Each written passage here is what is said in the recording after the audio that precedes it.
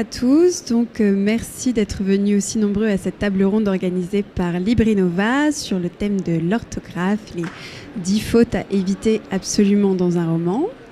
Nous avons invité pour cette occasion Catherine Choupin. Catherine, bonjour, merci d'être venue.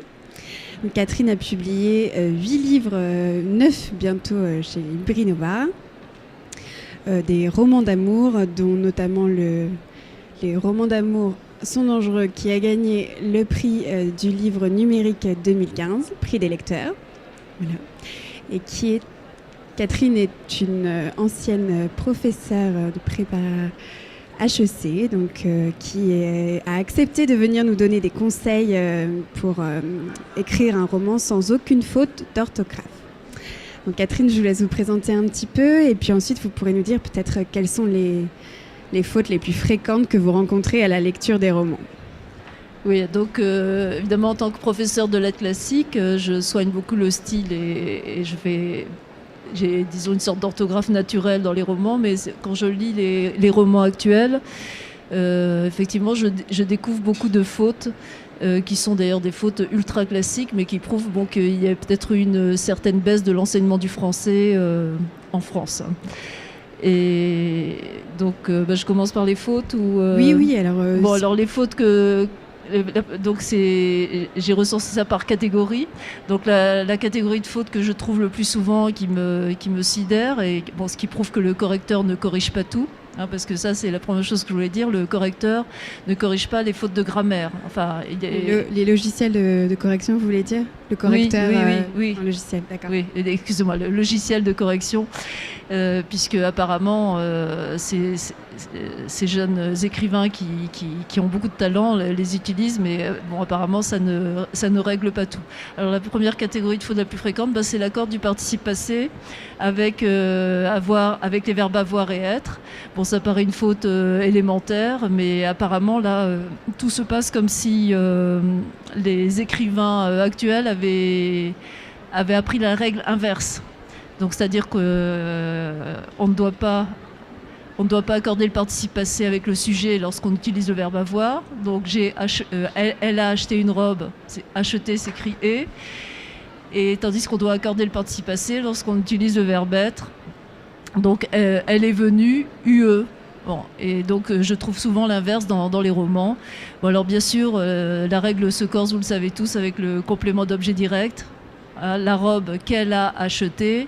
Acheter s'accorde avec robe, parce que robe est le COD de acheter. Donc, la robe qu'elle a achetée et eux. Et ça serait pareil pour la robe qu'il a achetée et eux. Voilà, donc ça, c'est la première catégorie de fautes. Je suis désolée de rappeler tous les gens qui sont ici, qui doivent peut-être connaître la règle. Alors...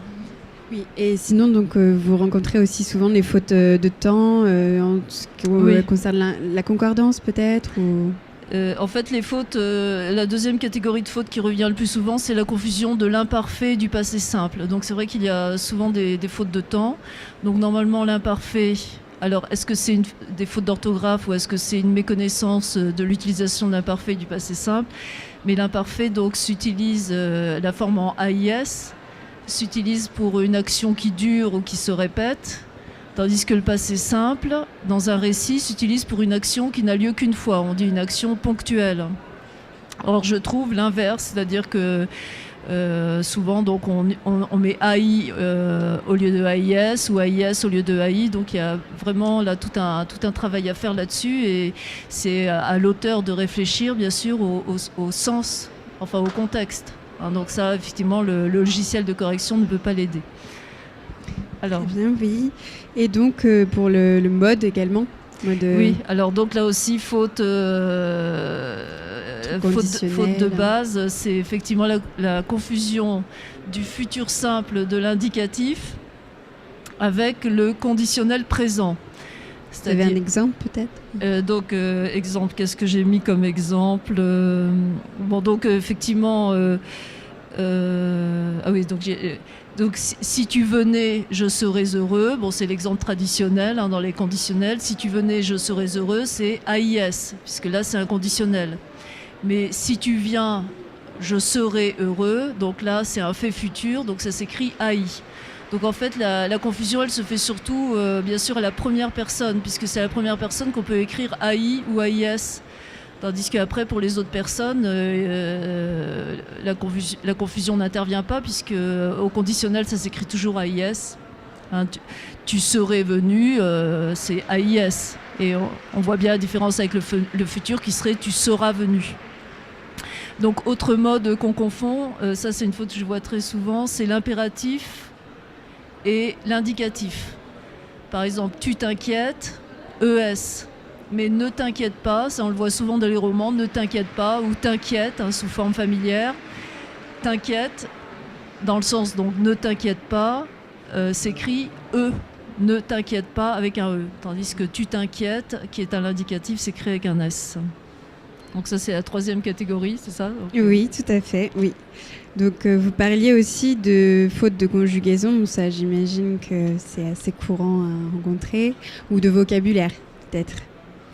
Oui, alors les fautes de conjugaison, donc là effectivement le conseil que je donne c'est d'avoir son Becherel conjugaison ou un autre auteur hein, et de vérifier puisque effectivement c'est une difficulté de la langue française, c'est les verbes du premier groupe, du deuxième groupe, du troisième groupe, n'ont pas du tout les mêmes terminaisons, surtout au présent de l'indicatif.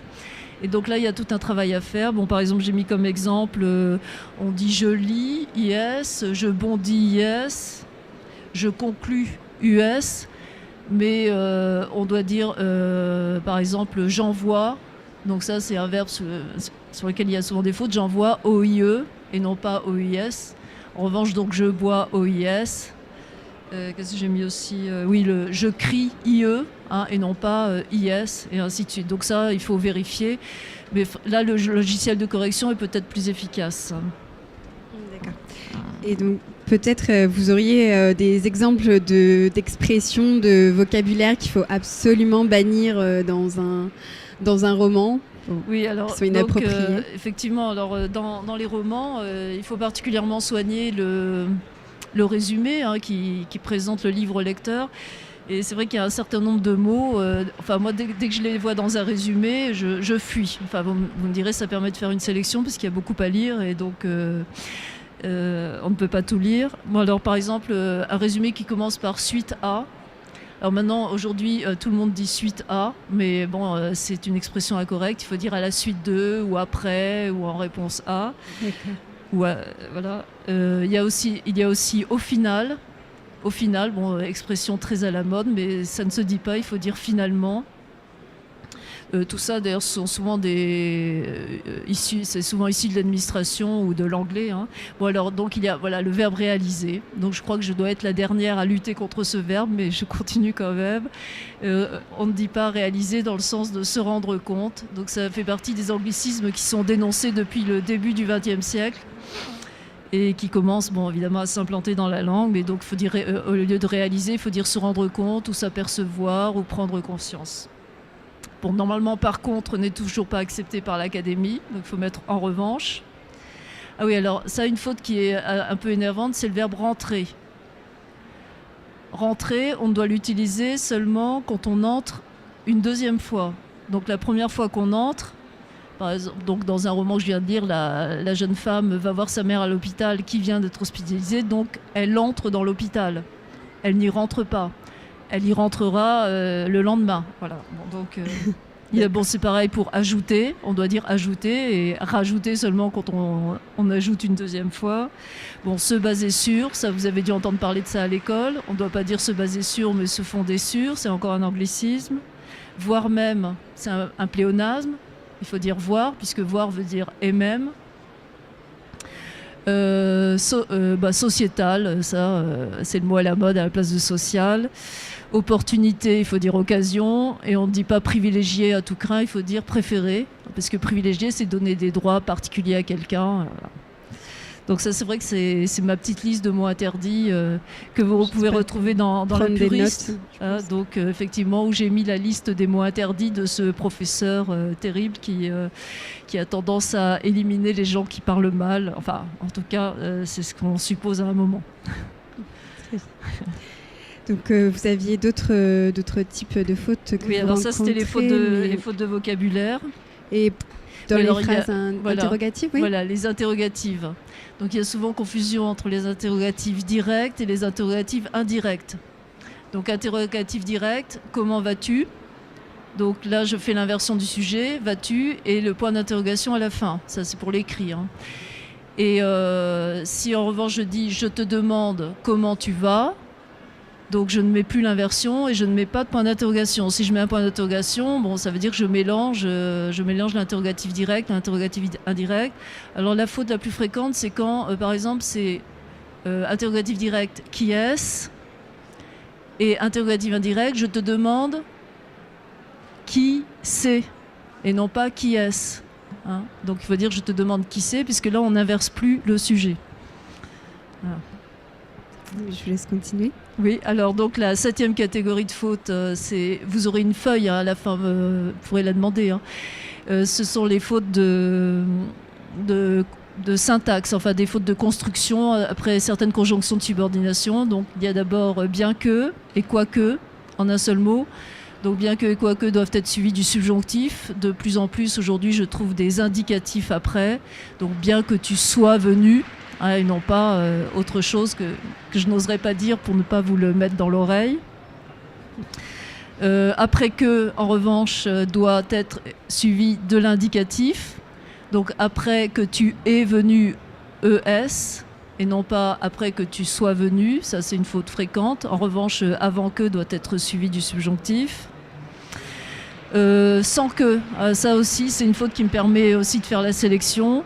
Sans que ne doit jamais être suivi de ne. Donc aujourd'hui, maintenant, même quand il y a sans qu'aucune personne, on n'est pas obligé de mettre le ne ou sans que personne ne. Ouais. Donc sans que, normalement, n'est jamais suivi de ne. Et en revanche, quoi qu'il en soit, et quelles que soient les circonstances, ça aussi c'est une faute fréquente, doivent être écrits en deux mots. Quoi, et plus loin, qu'il en soit, et quel, que, soit les circonstances, donc quel et que sont séparés et s'accordent. Enfin bon, vous aurez la feuille avec les exemples sous les yeux. Bon, alors les fautes d'orthographe. Donc 8e catégorie de fautes, des fautes d'orthographe basiques. Donc il y a les accents circonflexes. Donc là, normalement, les logiciels de correction vous les signalent, mais pas toujours. Par exemple, si on prend le mot tâche, quand vous vous salissez, vous faites une tâche, il n'y a pas d'accent circonflexe, mais quand vous avez un travail à faire, vous avez une tâche à faire, et là, il y a un accent circonflexe. Là, le logiciel de correction ne va pas vous le signaler, ça, tout dépend du contexte. Hein, donc ne confondez pas tâche et tâche. Bon, alors souvent des pluriels mal disposés. Bon, là, dans le dernier roman que j'ai corrigé, je vois un péché de gourmandise avec un S à gourmandise, donc il n'y a pas d'S à gourmandise. Un roman à l'eau de rose. Oui, c'est vrai que ça paraît logique de mettre un S à rose, mais non, il n'y a pas d'S à rose dans un roman à l'eau de rose. Et ah oui, j'ai trouvé aussi souvent la faute sur péché. Donc un péché, commettre une faute, un péché au sens chrétien, ça s'écrit avec deux accents aigus. Et si vous mettez un accent circonflexe, ça va, et ER même, ça va devenir un arbre fruitier ou la pêche à la ligne. Ou la pêche à la ligne, voilà. Donc, et ah oui, aussi avec le on, mais ça, ça doit être un souvenir d'école, on n'est pas gêné. On doit mettre un N apostrophe. On n'est pas N apostrophe EST. Donc il ne faut pas oublier le N apostrophe, on n'est pas gêné, même si on est dans le langage familier. Est-ce que vous entendez bien, j'espère? Parce que si me dites rien depuis le début. Bon, ensuite, 9e catégorie de faute, c'est la ponctuation. Hein, les virgules qui sont absentes, bon, je vais pas. Le plus fréquent, c'est pour ce que j'appelle les vocatifs, c'est-à-dire les apostrophes. Comment vas-tu, Laure? Comment vas-tu, virgule, Laure? Et donc souvent, la virgule est oubliée, donc parfois ça crée des confusions de sens. Les prépositions incorrectes, en fait j'ai mis 12 catégories de fautes. Hein. Donc les prépositions incorrectes, donc on n'habite pas sur Paris, et on ne va pas sur Paris, mais on va à Paris. Le verbe attester, je l'atteste, et non pas j'en atteste. Hein, donc c'est une faute fréquente. Le verbe attester se construit avec un COD, contrairement au verbe témoigner, j'en témoigne. On se cantonne dans, et non pas et non pas on se cantonne à. Bon, ça, je suis aussi la dernière à utiliser correctement la préposition, mais avec vous maintenant. Donc on se cantonne dans, donc les nuages se cantonnent dans l'Île-de-France. Et on ne dit pas la forme prime sur le fond, mais on dit la forme prime le fond. Donc il n'y a pas de sur après primé.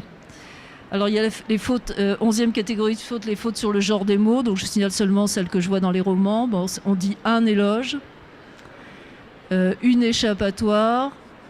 Qu'est-ce que j'ai mis d'autre oui, un alter. Ça sert parfois parce que les héros font parfois de la culture physique dans les romans. Et une orthographe. Et on dit une orthographe. Le mot orthographe est féminin, mais c'est vrai que c'est le comble de le mettre au masculin dans un roman où on signale les fautes d'orthographe du héros. Et donc 12e catégorie de fautes, c'est les fautes de pronoms et de personnes. Bon, une phrase que je viens de voir récemment dans un roman. Vous pouvez prendre une photo tout simplement sans se compliquer la vie. Donc en fait, ce qui ne va pas, c'est sans se compliquer la vie, c'est vous pouvez prendre une photo tout simplement sans vous compliquer la vie. Donc là, il faut faire attention, surtout quand la phrase est un peu longue, de voir si on a bien utilisé le bon pronom personnel. Et autre exemple, nous sommes venus sans s'être fait annoncer. Je l'ai trouvé tel quel il y a 2 jours dans un roman. C'est nous sommes venus sans nous être fait annoncer. Donc là, ici, c'est pas S apostrophe, mais c'est nous. Ah oui, dernière faute, c'est une faute d'orthographe. Toi qui viens. C'est-à-dire, oui, je le mets surtout à la 2e personne du singulier. Toi qui viens s'écrit à la 2e personne. Toi qui viens avec un S et non pas toi qui viens avec un T, comme si c'était une 3e personne. Bon, et toi qui aimes. Voilà, donc c'est pareil, ça s'écrit ES et non pas toi qui aimes E, comme si c'était une 1re personne. Voilà, donc j'ai terminé pour ce qui est des fautes. Merci Catherine pour toutes ces fautes particulières. J'imagine que c'est pas la peine de vous demander si vous êtes en faveur de la réforme de l'orthographe qui vient de se mettre. Oui, mais quasiment, à part les accents circonflexes, aucune des fautes que je viens de signaler n'est acceptée, n'est victime de la faute, n'est victime de la réforme de l'orthographe. Est-ce que vous avez du coup, pour résumer un petit peu, des conseils généraux sur l'orthographe pour tous les auteurs qui écrivent? Oui, l'orthographe ou le style, oui. Donc d'abord, effectivement, il faut se relire plusieurs fois. Laisser d'ailleurs décanter quelques jours, voire quelques semaines avant de relire son roman pour avoir, disons, une certaine objectivité vis-à-vis de son texte. Parce que si on le relit quand on vient de l'écrire, on manque d'objectivité vis-à-vis de la forme. Et surtout, il faut le faire relire par des personnes qui connaissent un peu l'orthographe. Et même qui la connaissent bien. Ça serait mieux d'avoir un professeur ou en tout cas quelqu'un qui a fait des études de lettres ou un correcteur. Oui. Donc ça, c'est le premier conseil, c'est vraiment de beaucoup relire et de faire attention à ce que signale le logiciel de correction. Et éventuellement de recourir à des services de correction si vous n'avez pas quelqu'un de mon genre dans votre famille. Bon, sinon, autre conseil, c'est pour le style. C'est bon... je pense qu'il faut commencer à écrire son roman en faisant surtout attention à ce qu'on a envie de dire. Et ensuite, il faut corriger le style. C'est-à-dire il faut effectivement favoriser le premier jet sans trop essayer de se corriger la première fois. Et ensuite, par exemple, pour le style, on a tendance souvent à faire des phrases trop longues. Donc les couper ensuite au fil des relectures, couper les phrases. De manière à ce qu'elle soit plus courte. Oui, alors moi, ce que je fais, c'est que je relis tout haut mes romans. Donc c'est une étape évidemment très fastidieuse, un peu fatigante, mais je les relis un peu comme Flaubert le faisait pour son Gueuloir, pour essayer d'éviter les répétitions.